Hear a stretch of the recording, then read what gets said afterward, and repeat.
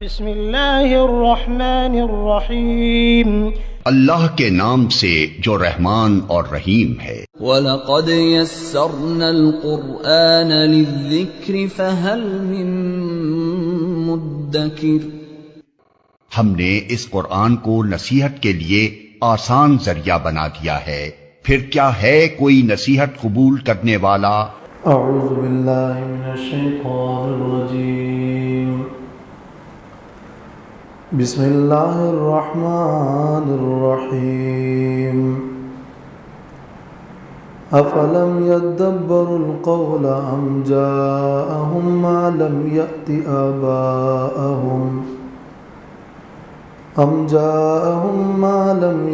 آباءهم الأولين ام لم يعرفوا رسولهم فهم له منكرون ام يقولون به جنة بل جاءهم بالحق وأكثرهم للحق كارهون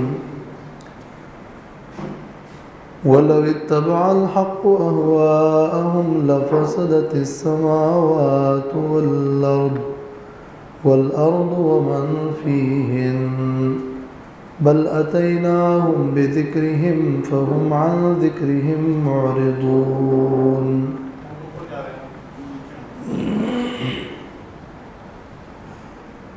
یہ سورۃ المومنون کی آیت نمبر 68 ہے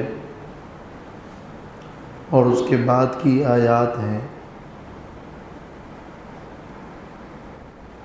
اس سے پہلے کی آیات میں اللہ تبارک و تعالی نے فرمایا تھا کہ تمہارے پاس اللہ کی آیتیں آئی تھی، تمہیں وہ آیتیں پڑھ کر سنا دی گئی تھی، مگر تمہارا رویہ اللہ کی آیات کے ساتھ یہ تھا کہ تم اللہ کی آیات سے الٹے پاؤں بھاگتے تھے، تکبر کرتے تھے، فضول اور بیہودہ اور لغو مشغلے بناتے تھے اور بیہودہ بکواس کرتے تھے۔ قرآن مجید کلام اللہ کی تمہیں کوئی فکر نہیں تھی، تو منکرین کے تکذیب اور انکار کے بعد اب ان آیات میں بتایا جا رہا ہے کہ آخر تکذیب قرآن کا سبب کیا ہے۔ تم لوگ اللہ کے کلام کو، اللہ کی آیات کو جو نہیں مانتے ہو، تو وجہ کیا ہے، کیوں نہیں مانتے؟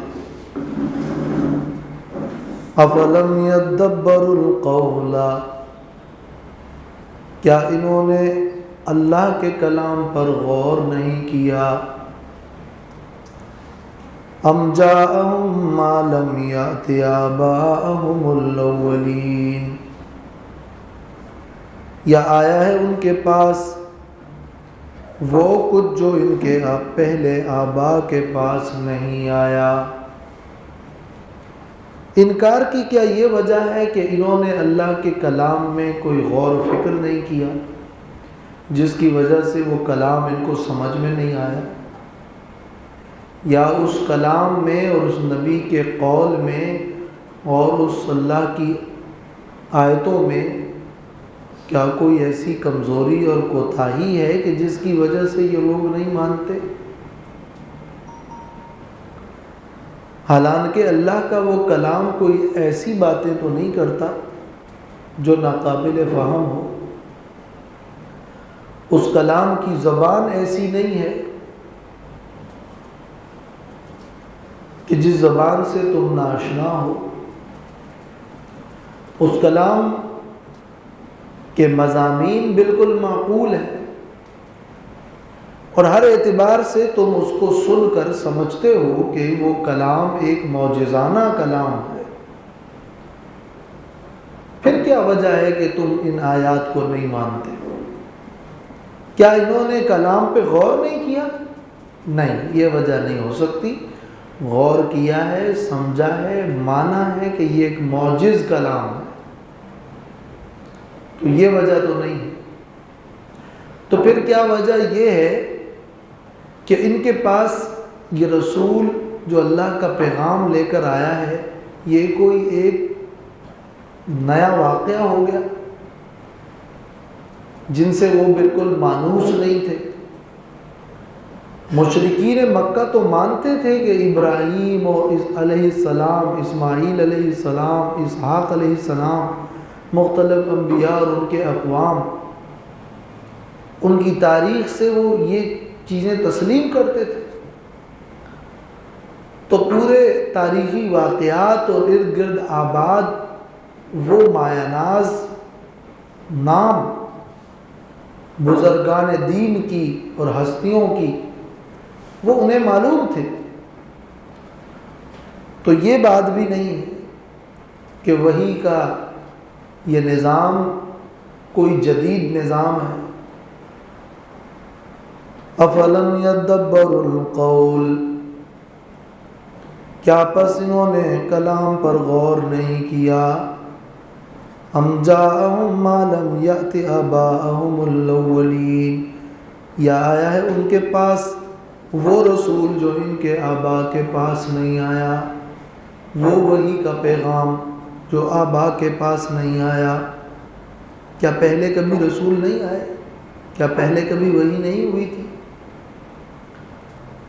جیسے فرمایا تھا کہ ما کنت بدعا من الرسل، نبی صلی اللہ علیہ وسلم نے فرمایا کہ میں کوئی نیا رسول نہیں ہوں، یعنی میری رسالت اور اجرائے رسالت کوئی نئی چیز نہیں ہے، مجھ سے پہلے بھی بہت سارے رسول گزرے ہیں، کوئی نئی چیز تو نہیں ہے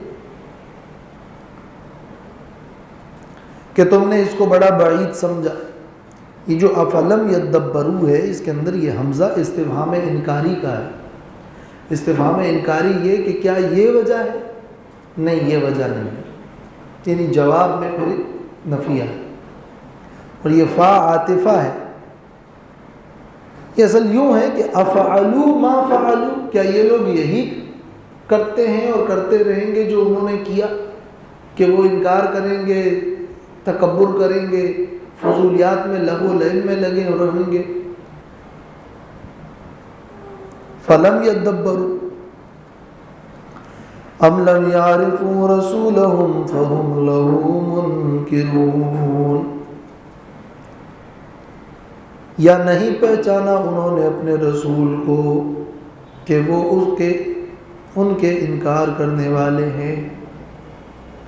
کیا وجہ یہ ہے کہ انہوں نے اس رسول کو پہچانا نہیں، حالانکہ وہ اس رسول کی ذات کو جانتے ہیں، ان کی نسب کو جانتے ہیں، ان کی صفات جانتے ہیں، بچپن سے جوانی تک اور اس کے بعد کے مراحل تک ان کے کردار کو جانتے ہیں کہ وہ صادق و امین ہے۔ وہ جانتے ہیں کہ وہ نہ ظلم کرتا ہے نہ ظلم کرنے دیتا ہے، وہ جانتے ہیں کہ وہ امن پسند ہے، وہ جھگڑے نہیں کرتا، وہ جانتے ہیں کہ وہ معاملات کا بالکل صاف ہے، وہ جانتے ہیں کہ وہ سچ بولتا ہے۔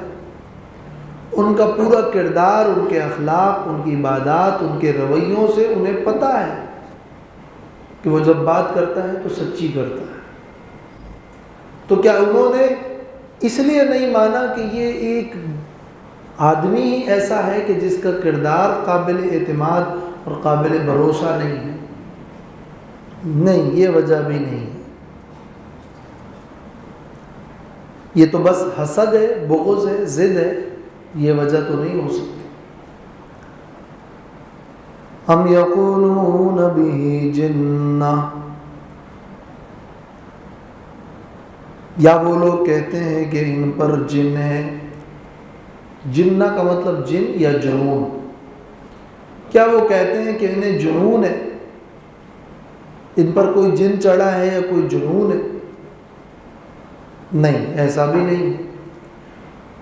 وہ جانتے ہیں کہ وہ جب کوئی بات کرتا ہے تو پوری دلیل کے ساتھ کرتا ہے، معقول کرتا ہے۔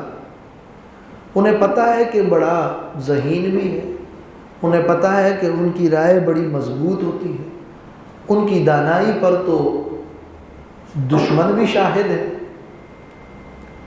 پھر ان پر جنون کی بات کرنا، یہ بجائے خود ان کے کلام میں تناقض اور تضاد۔ مستشرقین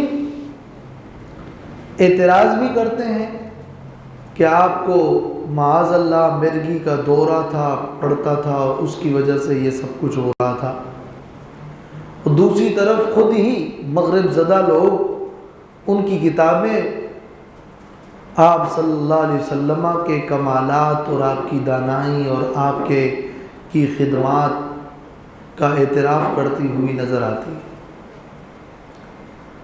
خود ان کی باتوں میں ہی تضاد ہے۔ اصل وجہ ان کے انکار کی یہ نہیں ہے کہ وہ کلام پر انہوں نے غور نہیں کیا اور وہ سمجھے نہیں، سمجھتے ہیں کہ معجز ہے۔ اصل وجہ یہ نہیں ہے کہ ایک رسول ان کے پاس آنا اور اس کے پاس وحی کا آنا کوئی نئی اور انوکھی چیز ہے، بلکہ اس سے وہ کسی حد تک مانوس تھے اور جانتے تھے۔ یہ وجہ بھی نہیں ہے کہ وہ اس رسول کے کردار کو نہیں جانتے اور ان کی ذات کو نہیں پہچانتے۔ یہ وجہ بھی نہیں ہے کہ ان رسول پہ جنون ہے۔ بل جاءہم بالحق واکثرہم للحق کارہون، بلکہ وجہ یہ ہے کہ ان کے پاس حق آیا ہے اور ان میں سے اکثر لوگ حق کو برا سمجھتے ہیں، اور اکثر لوگوں کو حق ناگوار گزرتا ہے، اور اکثر لوگوں کو حق سے نفرت ہوتی ہے۔ بات یہ ہے کہ وہ جو پیغام لے کر آیا ہے وہ تو بالکل سچ ہے اور حق ہے اور صحیح، لیکن وہ صحیح پیغام بعض لوگوں کی طبیعت ایسی خبیث النفس ہوتی ہے کہ طبیعتاً وہ حق کو ماننے کے لیے تیار نہیں ہوتے، یا اس حق کے ماننے پر ان کے مفادات پر ضرب پڑتی ہے تو پھر وہ حق سے نفرت کرتے ہیں، حق انہیں ناگوار ہوتا ہے اور اس سے دور بھاگتے ہیں، تو نہ ماننے کا پھر وہ بہانہ بناتے ہیں اور بہانے کے لیے الزام لگاتے ہیں۔ تو بطور الزام کے کبھی کہتے ہیں شاعر ہے، کبھی کہتے ہیں ساحر ہے، کبھی کہتے ہیں مجنون ہے۔ یہ ساری باتیں ان کی اس لیے ہیں کہ جب کسی کو ماننا نہیں ہوتا تو پھر وہ بہانے بناتا ہے۔ تو بل جاءہم بالحق، حق تو ان کے پاس آیا ہے، لیکن وَأَكْثَرُهُمْ لِلْحَقِّ كَارِهُونَ، ان میں سے اکثر حق سے نفرت کرتے ہیں۔ یہ سوال ہے کہ وَأَكْثَرُهُمْ کیوں کہا؟ اکثر ان میں سے حق سے نفرت کرتے ہیں، ان میں سے، ان منکرین میں سے اکثر حق کو ناپسند کرتے ہیں، تو کیا ان میں سے بعض لوگ حق کو پسند کرتے ہیں؟ تو فرمایا امام نصفی نے اور دوسرے بعض اہل علم نے کہ اکثر اس لیے کہا کہ بعض لوگ حق سے نفرت کرتے ہیں، بعض لوگ نفرت تو نہیں کرتے لیکن ایمان نہیں لاتے، تو کچھ لوگ کارہ للحق ہوتے ہیں، حق سے نفرت کرتے ہیں طبیعتاً، کچھ لوگ کارہن للحق نہیں ہوتے مگر وہ تارکن للایمان ہوتے ہیں، انہوں نے ایمان کو چھوڑ دیا ہوتا ہے اپنے مفاد کی وجہ سے۔ تو اکثر لوگ حق کے منکر ہوتے ہیں، نفرت کرتے ہیں، ان میں سے اکثر ایسے ہیں جن کی طبیعت بگڑی ہوئی ہے اور ان کی جبلت میں زیغ اور انحراف ہے۔ وَلَوِ اتَّبَعَ الْحَقُّ أَهْوَاءَهُمْ لَفَسَدَتِ السَّمَاوَاتُ وَالْأَرْضُ وَمَنْ فِيهِنَّ،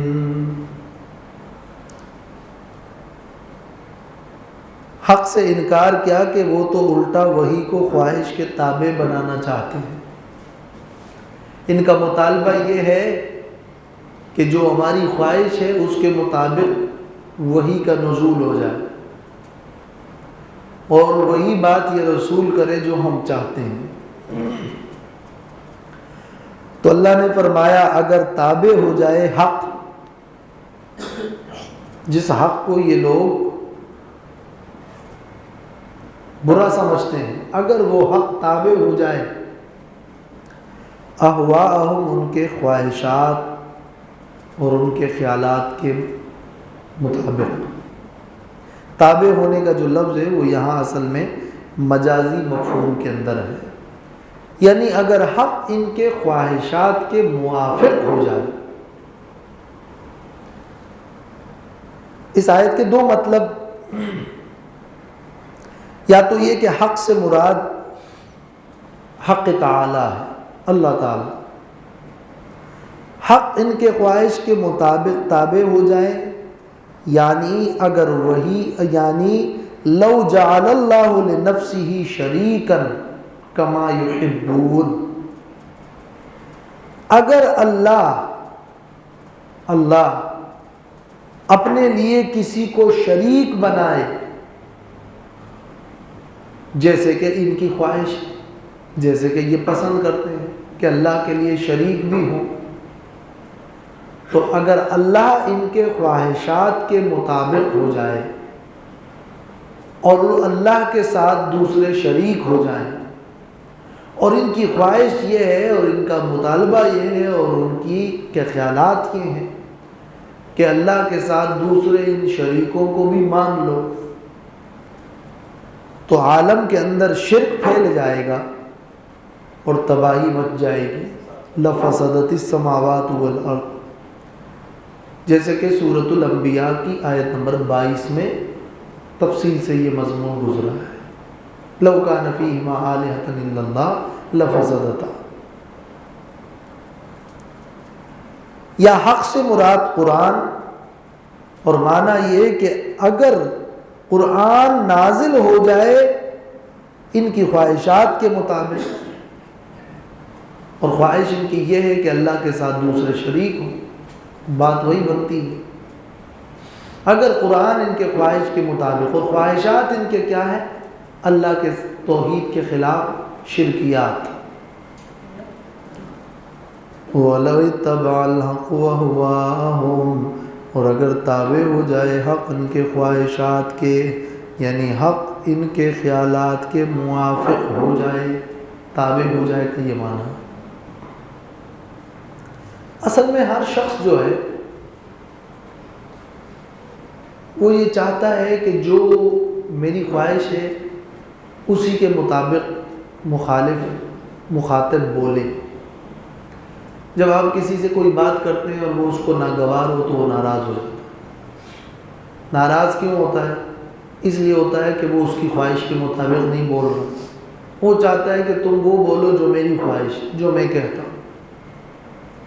تو جب آپ اس کی خواہش کے مطابق بولیں گے تو وہ خوش رہے گا، خواہش کے مطابق نہیں بولیں گے تو اختلاف رہے گا۔ تو اللہ نے فرمایا کہ اگر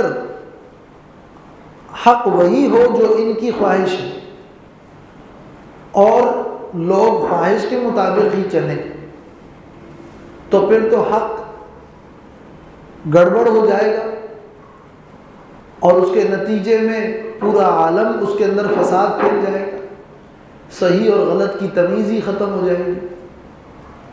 اس لیے اتباع کسی کی رائے کی نہیں، اتباع اصل میں ہونی چاہیے حق۔ کسی کی خواہش کے پیچھے پڑنا یہ فساد پیدا کرنا ہے، اور حق کو ہی مان کر اس کے پیچھے جانا یہ در حقیقت اصلاح ہے۔ وَلَوِ اتَّبَعَ الْحَقُّ وَأَهْوَاءَهُمْ، اور اگر تابع ہو جائے حق ان کے خواہشات کے، لَفَسَدَتِ السَّمَاوَاتُ وَالْأَرْضُ، تو ضرور فساد مچ جاتا آسمانوں اور زمین میں، اور تباہ و ہلاک ہو جاتے آسمان اور زمین، اس لیے کہ عالم کے اندر شرک پھیلتا اور اللہ پورے عالم پر غضبناک ہوتا، تو زمین و آسمان بالکل خراب ہو جاتے، جیسے قیامت میں ہوں گے۔ ومن فیہن، اور وہ مخلوق جو آسمان اور زمینوں میں ہے. یہ من تو ذوی العقول کے لیے آتا ہے، مگر وہ سب کچھ، صرف جن و انس مراد نہیں ہے، سب کچھ. بل اتیناہم بذکرہم فہم عن ذکرہم معرضون، بلکہ ہم تو ان کے پاس ان کی نصیحت لے کر آئے ہیں، بس وہ لوگ اپنی ہی نصیحت سے اعراض کرنے والے ہیں. ان کے پاس تو وہ جو مضمون آیا ہے وہ صرف یہ نہیں کہ ان کے لیے اس میں کوئی نقصان نہیں ہے، بلکہ الٹا اس مضمون میں ان کے لیے فائدہ ہے، اس لیے کہ یہ مضمون ان کو دین اور دنیا میں اعزاز اور شرافت دلانے والا ہے. تو بذکرہم کا معنی یہ ہے کہ قرآن اور وہ نصیحت اور وحی الہی کا پیغام وہ در حقیقت اس میں ان کا ہی تذکرہ ہے اور ان کے لیے ہی یہ شرافت اور عزت ہے. بل اتیناہم بذکرہم. عبداللہ ابن عباس فرماتے ہیں کہ معنی اس کا یہ ہے کہ بما فیہ فخرہم و شرفہم یعنی القرآن. ہم ان کے پاس ان کا ذکر لے کر آئے ہیں، یعنی وہ چیز لے کر آئے ہیں جس میں ان کا ذکر یعنی ان کا فخر اور ان کی شرافت ہے. ذکر کا معنی نصیحت بھی ہے اور ذکر کا مفہوم شرافت اور عزت و اعزاز بھی ہے.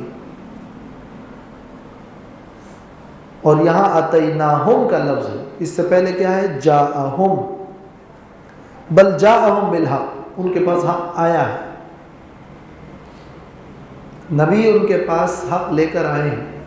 یہاں اللہ نے اس سے بڑھ کر فرمایا بلکہ ہم ان کو حق ہم نے دیا ہے. مگر یہ لوگ حق سے اعراض کرنے والے ہیں، اپنے ہی ذکر سے اعراض کرنے والے ہیں. اور یہ اصل میں اس جملے کے اندر ما قبل کے جملے سے ایک ترقی ہے. پہلے جملے میں کہا حق آیا، ان کو ناگوار ہے. اب کیا ہے؟ حق آیا کی جگہ ہے ہم ان کو ہم نے دیا ہے انہی کا ذکر و نصیحت. حق آیا نہیں ہے، ہم نے ان کو دیا. صرف حق نہیں ہے، ان کے لیے فائدہ اور نصیحت و اعزاز ہے. تو یہ لوگ اس سے اعراض کرتے ہیں، نفرت کرتے ہیں. اور نفرت کیا کہ اعراض کرتے ہیں. تو مطلب خلاصتاً یہ ہوا کہ وہ حق سے صرف متنفر نہیں ہے بلکہ اس حق کو نہیں مانتے جو خود ان کے لیے فائدہ مند ہے. ام تسألهم خرجا فخراج ربك خیر وهو خیر الرازقین. کیا تکذیب کی وجہ یہ ہے کہ ان کو یہ شبہ ہے کہ آپ ان سے شاید کچھ آمدنی چاہتے ہیں؟ تکذیب کی تو یہ وجہ ہوتی ہے کہ لوگ الزام لگاتے ہیں کہ یہ فلاں جو ہے یہ اس لیے یہ سب کچھ کر رہا ہے کہ ان کو اپنا کوئی ایک فائدہ ہے، وہ مطلوب ہے، جب وہ حاصل ہو جائے گا تو پھر یہ اس حق کے پرستار نہیں ہوں گے. تو کیا آپ اے نبی ان سے خرجن آمدنی چاہتے ہیں؟ یہ وجہ بھی نہیں ہے. یہ وجہ کیسے ہو سکتی ہے؟ جب آپ نے اللہ کا پیغام لوگوں تک پہنچایا تو لوگوں نے پیغام کو نہ صرف یہ کہ ٹکرایا بلکہ ظلم کیا. ایک کشمکش شروع ہوئی اور لوگ جو ہے اپنے خاندانوں سے الگ ہو گئے اور ہجرت کی، مال کی تباہی تو کیا کہ وطن کو چھوڑا. ان حالات میں یہ الزام لگانا کہ پیغام اس لیے دے رہے ہیں تاکہ فائدہ ملے، فائدے کا تو وہاں کوئی تصور ہی نہیں تھا. وہاں تو اس حق کو تسلیم کرنے میں الٹا جو ہے ایذاؤں اور تکلیفوں کو دعوت دینا تھا. تو کیا آپ ان سے کچھ آمدنی چاہتے ہیں؟ نہیں، یہ وجہ بھی بالکل نہیں ہے۔ اور یہ مضمون تمام انبیاء علیہ السلام کے لیے قرآن مجید میں جا بجا ذکر ہوا ہے کہ ما اسألکم علیہ اجرا لا اسألکم علیہ اجرا، ہم آپ سے کچھ اجرت نہیں مانگتے، ہمیں آپ سے کوئی لالچ نہیں ہے۔ بیلوس دین کی خدمت اور بیلوس دین کو پہنچانا اور اس کی تبلیغ کرنا، ام تسألہم خرجا، کیا آپ ان سے مانگتے ہیں یا آپ ان سے طلب کرتے ہیں کوئی آمدنی، اجرت؟ فخراج ربک خیر، تو تیرے رب کا رزق اور رب کا ثواب خیر، بہت بہتر ہے، وہو خیر الرازقین، اور وہ اللہ بہترین عطا کرنے والا ہے۔ رزق کا معنی عطا کرنا، وَمِمَّا رَزَقْنَاهُمْ يُنْفِقُونَ، اور اس مال میں سے جو ہم نے ان کو دیا ہے، رزقنا، رزق کا معنی رزق جنت بھی ہے، رزق کا معنی بارش کے مفہوم میں بھی ہے، رزق کا معنی رزق دنیاوی بھی ہے، روزی بھی ہے، رزق کا معنی عطا کرنا بھی ہے۔ کلما رزقوا منہا من ثمرۃ رزقا، جب بھی انہیں جنت میں کوئی رزق دیا جاتا ہے، اور رزق لکم، تمہارے فائدے کے لیے، رزق بمعنی نفع اور فائدہ، رزق کے کئی معنی ہیں۔ یہاں وَهُوَ خَيْرُ الرَّازِقِينَ، یعنی وَهُوَ أَفْضَلُ مَنْ أَعْطَى، اللہ دینے والوں میں بہترین دینے والا ہے۔ سب کا دینا مجازی ہے، تابع ہے، عارضی ہے، کمزور ہے۔ اللہ عطا کرنے والا ہے، اس کی طرح عطا کرنے والا کوئی نہیں۔ خرجن اور خراج، یہ دو الفاظ ہیں۔ تو کیا آپ مانگتے ہیں ان سے خرجن، کوئی آمدنی؟ یہاں مراد کیا ہے؟ یعنی کوئی اجرت۔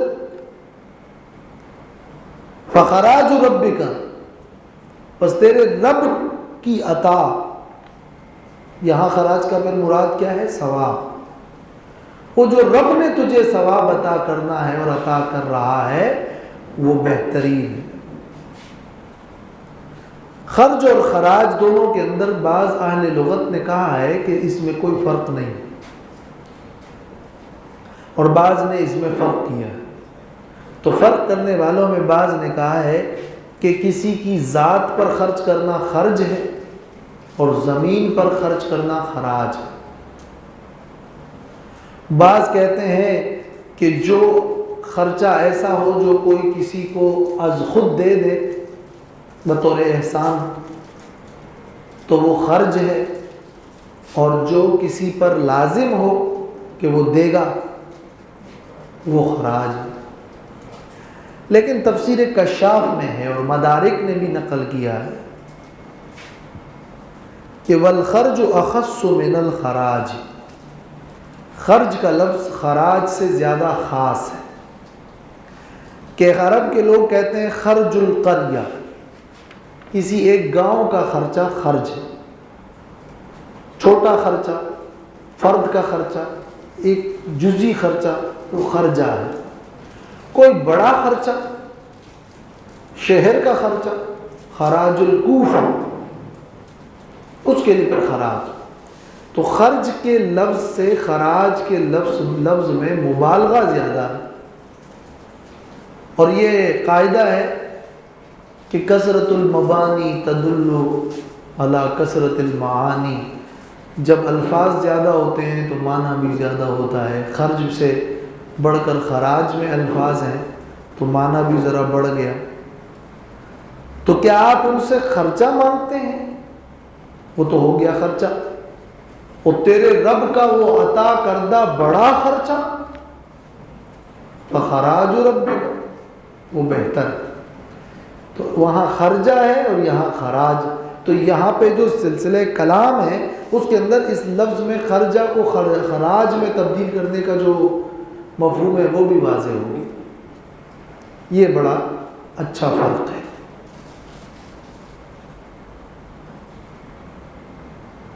وَإِنَّكَ لَتَدْعُوهُمْ إِلَىٰ صِرَاطٍ مُّسْتَقِيمٍ. اور بے شک آپ تو البتہ ضرور انہیں پکارتے ہیں، دعوت دیتے ہیں سیدھے راستے کی طرف. یعنی آپ کی زندگی کا حاصل یہی ہے کہ آپ ان کو صراط مستقیم کی دعوت دے رہے ہیں. آپ کی زندگی کا حاصل خرجن اور خرچہ نہیں ہے.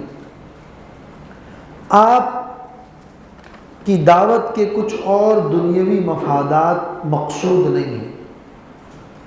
آپ کو شہرت سے کوئی مطلب نہیں ہے. آپ کا کوئی اور عارضی مادی ٹاسک نہیں ہے. آپ پر کوئی جنون نہیں ہے. اے نبی آپ کی دعوت اس کا حاصل یہ ہے کہ وَإِنَّكَ لَتَدْعُوهُمْ إِلَىٰ صِرَاطٍ مُّسْتَقِيمٍ. آپ انہیں سیدھے راستے کی دعوت دے رہے ہیں کہ یہ وہ راستہ ہے جو اللہ تک پہنچتا ہے. اللہ سے اپنے تعلق جوڑو، بس اتنی سی بات ہے. آخر مرنا ہے، پھر اللہ کے سامنے پیش ہونا ہے. اس اللہ کو راضی کرنے کے لیے تم صراط مستقیم پر چلو. اسی کی آپ بے لوث دعوت دے رہے ہیں اور یہ آپ کی زندگی کا حاصل ہے. لیکن وَإِنَّ الَّذِينَ لَا يُؤْمِنُونَ بِالْآخِرَةِ عَنِ الصِّرَاطِ لَنَاكِبُونَ. اور بے شک وہ لوگ جو ایمان نہیں لاتے آخرت پر، عن الصراط وہ اس سیدھے راستے سے لناکبون ہٹے جاتے ہیں. ناکب کہتے ہیں جو ایک طرف پہ ہو، مائل ہونے والا، کنارہ کش ہونے والا. من کی بین کہتے ہیں نا کندھوں کو، من کی بین کہتے ہیں جو ایک طرف ہو جائے. تو یہاں مراد کیا ہے؟ لناکبون یعنی لعادلون مائلون، جھکنے والا، ہٹ جانے والا سیدھے راستے سے. جو لوگ آخرت نہیں مانتے وہ سیدھے راستے پر نہیں چلتے. کیوں؟ جن لوگوں کی زندگی کا مقصد یہ ہے کہ جسم و جان کی خدمت کرو، تو بس جسم و جان کی خدمت میں لگے رہتے ہیں اور ان کو جو بھی فائدے مل رہے ہوتے ہیں تو وہ بس وہی فائدے حاصل کرنا چاہتے ہیں. اگر وہ فائدے انہیں مل رہے ہوں تو پھر ان کو اس سے کوئی مطلب نہیں ہے کہ حق کیا ہے اور باطل کیا ہے، کون صحیح ہے کون غلط ہے. صحیح غلط سے ان کو کوئی کام نہیں، ہمیں فائدہ مل رہا ہے. اور اگر ان کو کوئی فائدہ نہیں مل رہا ہوگا تو زیادہ سے زیادہ وہ بس اتنا سوال اٹھائیں گے کہ یہ کیوں نہیں مل رہا اور یہ کیسے ملے گا.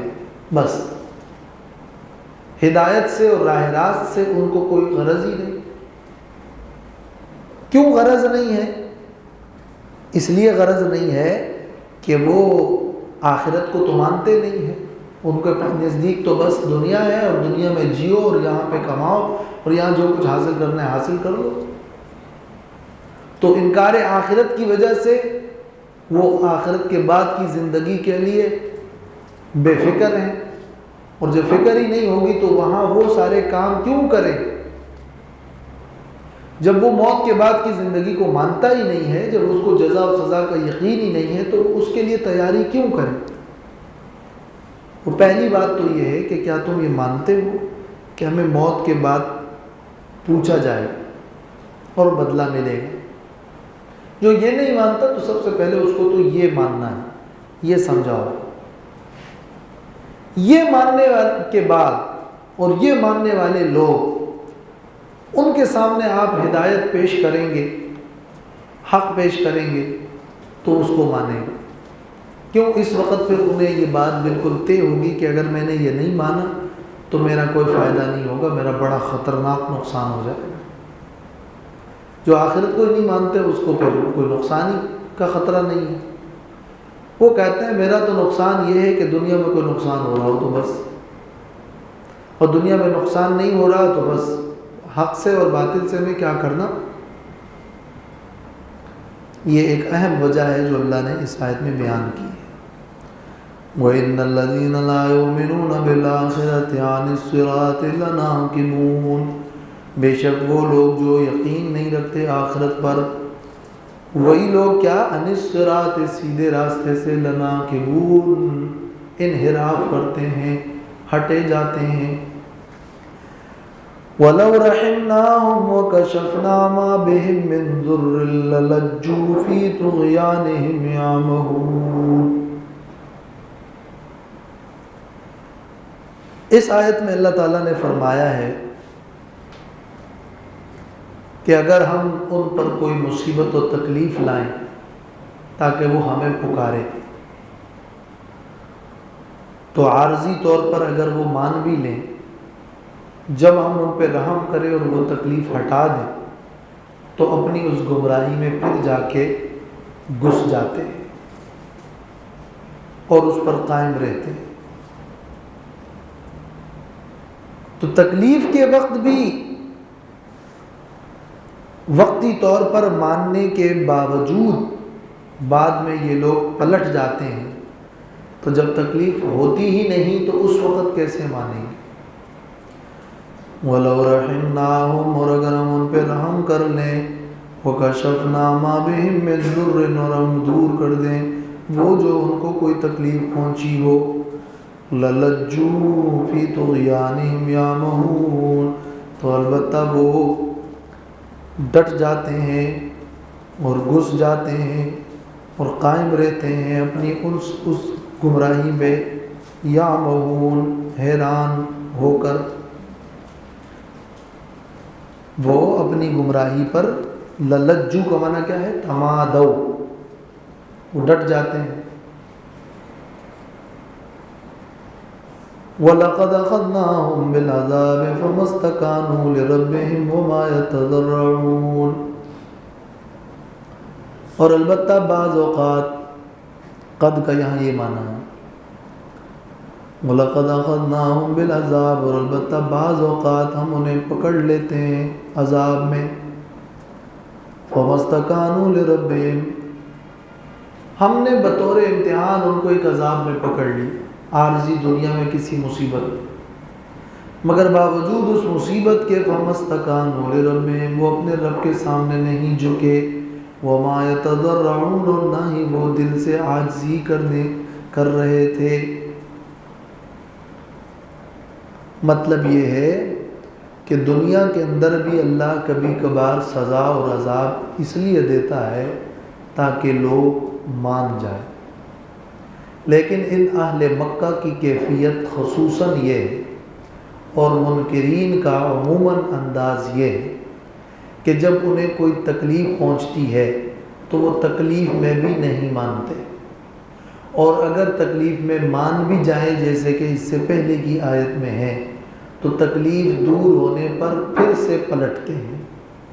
تو اس سے پہلی آیت میں ہے کہ تکلیف کے وقت عارضی طور پر مان بھی لے تو پھر بھی گمراہی پر بضد رہتے ہیں اور گمراہی کی طرف پلٹتے ہیں، اور اس آیت میں ہے کہ بعض اوقات ہم سزا میں پکڑتے لیتے ہیں پھر بھی عاجزی نہیں کرتے، یعنی باوجود اس کے کہ وہ سزا میں گرفتار ہوتے ہیں پھر بھی نہیں مانتے۔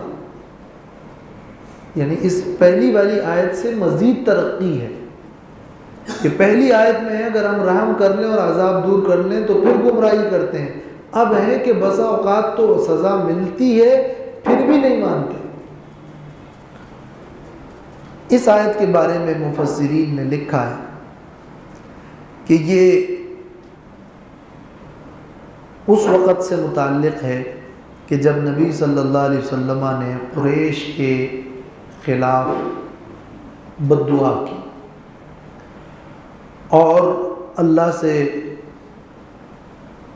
یہ زاری کی کہ اللہ ان پر ایسا قحط نازل فرما جیسے یوسف علیہ السلام کے زمانے میں 7 سالہ قحط آیا تھا،